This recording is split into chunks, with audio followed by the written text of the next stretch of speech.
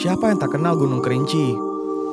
Menyandang predikat satu dari Seven Summit Indonesia, Gunung Kerinci membuat saya dan beberapa kawan sedikit takut. Walaupun ini menjadi kali keempat saya mengunjunginya. Dengan ketinggian resmi 3.805 mdpl, Kerinci bukan hanya menjadi gunung tertinggi di Provinsi Jambi, tetapi menjadi gunung tertinggi di seluruh daratan Sumatera. Dan juga menjadi gunung berapi nomor 1 di Indonesia, sekaligus gunung tertinggi nomor 2 di Indonesia. Bodoh lo, bodoh! Setelah cukup lama libur dari dunia pendakian, disebabkan kerjaan yang menumpuk, saya dan beberapa kawan pun memutuskan untuk kembali melakukan pendakian gunung. Semua persiapan, mulai dari logistik hingga peralatan gunung pun sudah rampung. Tinggal saatnya kami mempacking dan memasukkannya ke dalam mobil.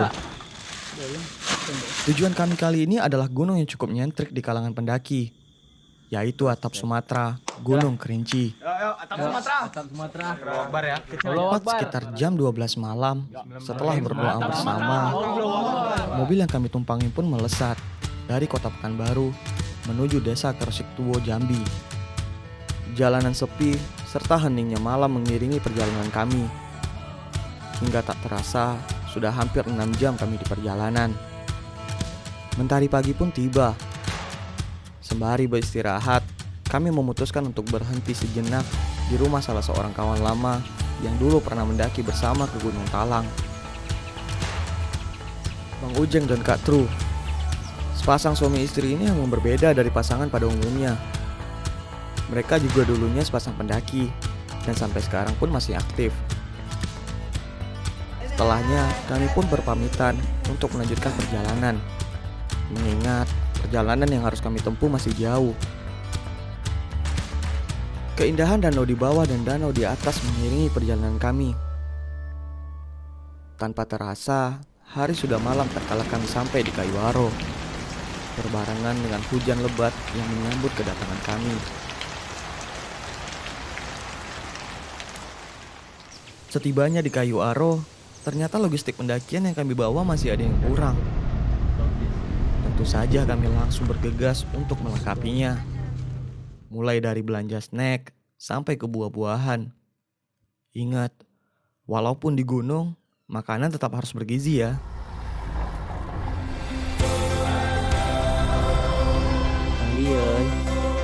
Bang Dion.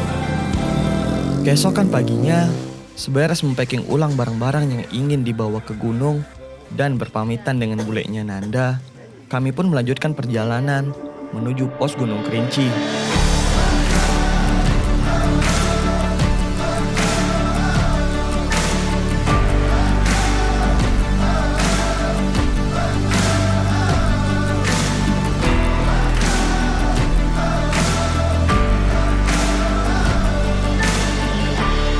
Sunblock, sama itu. Softtek. Softtek Woi. yang tebal ya. Softtek yang tebal aja kan. Untuk ini. Untuk mendaki. Iya, bukan untuk dipakai. Setibanya di pos, kami langsung melakukan registrasi. Mulai dari pengecekan data diri, logistik apa saja yang dibawa, sampai surat sehat pun wajib di sini. Seberes registrasi, kami melanjutkan perjalanan menuju pintu rimba. Anak gunung, bukan anak minimalis lagi Anda. Anda bukan anak minimalis lagi, Pak. Sudah jadi anak gunung. Hapus speed. Oh ya, untuk Gunung Kerinci sendiri, jarak dari pos registrasi ke pintu rimba itu lumayan memakan waktu. Oke. Jadi kami memutuskan untuk naik pickup yang telah disediakan oleh tempat parkir di sekitaran kaki Gunung Kerinci. Go!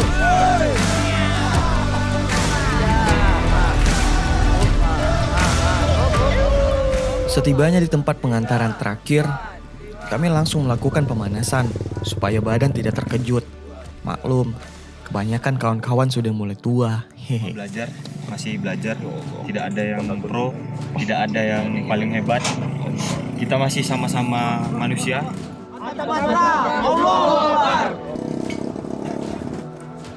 Setelahnya, kami mulai melakukan pendakian. Trek yang lumayan landai, serta teriknya mentari mengiringi perjalanan kami. Kurang lebih 20 menit berjalan, kami tiba di pintu rimba. Perubahan yang sangat signifikan terasa ketika kami masuk pintu rimba. Mulai dari yang awalnya panas, mendadak jadi dingin, dikarenakan lebatnya hutan Gunung Kerinci. Serta kontur tanah yang awalnya kering, berubah menjadi trek berlumpur yang membuat kita semua malas untuk melangkah. Nah guys, kalau kalian capek, bilang capek. Dan capek gengsi ya, kalian capek, kalian tetap paksakan. Orang udut paru-paru orang smile. Aduh. Kurang lebih 30 menit berjalan, kami pun tiba di pos 1, atau yang biasa disebut dengan pos bangku panjang. Aman Mas Aldo. Aman bang. Aman ya. Lengket ya, Mek? Lengket. Bayangkan dia kalau lengket. Sumpah 23 tahun hidup baru tahu softtek bisa lengket. Umur hidup dan yang baru kali dan pegang-pegang kayak gitu. Nggak baru tahu bisa lengket, serius.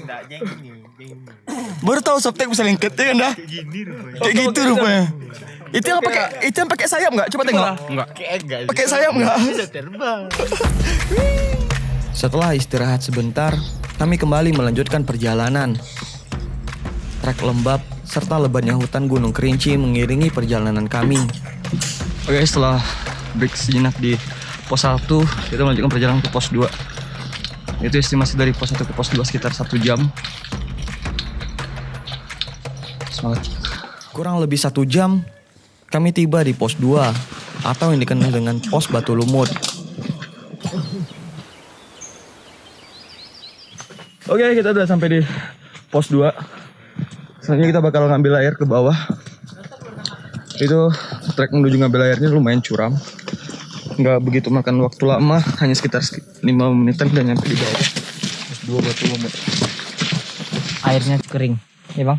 Sekarang posisi airnya lagi kering. Nah, kita cuma bisa dapat air tabungan hujan gitu guys. Setelah mengambil cukup air, kami kembali ke pos 2. Hujan pun turun. Sembari menunggu hujan, kami langsung membuka flashlight dan santap makan siang.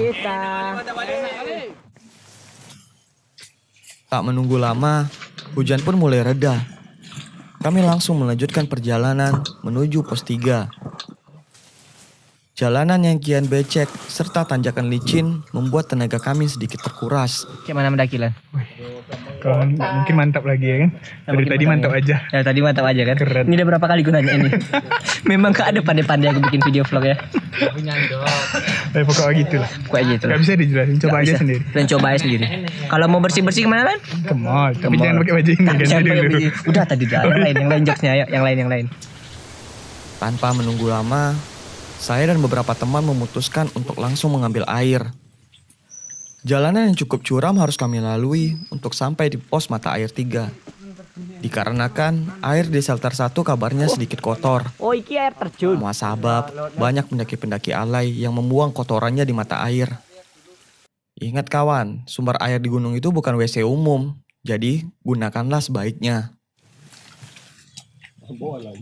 Trek yang awalnya landai, berubah menjadi tanjakan-tanjakan kecil yang membuat fisik kami terkuras habis. Heningnya hutan, serta hari kian gelap mengiringi perjalanan kami. Tanpa terasa, setelah berjalan kurang lebih 2 jam, kami tiba di shelter 1. Syukurlah, setelah seharian berjalan, kami tiba di tempat ngecamp. Seberes mendirikan tenda, kami langsung memasak santap malam. Sembari cerita tentang perjalanan hari ini, dan langsung beristirahat. Mengingat rute yang harus kami lalui esok masih sangat panjang. Bahasa Jawanya 99 apa mas? Nenen. Nenen. Oh itu bahasa Inggris ya bang? Jadi gabutnya ke gunung mas? Kalau kau gabut kemana aja? Lontong malam.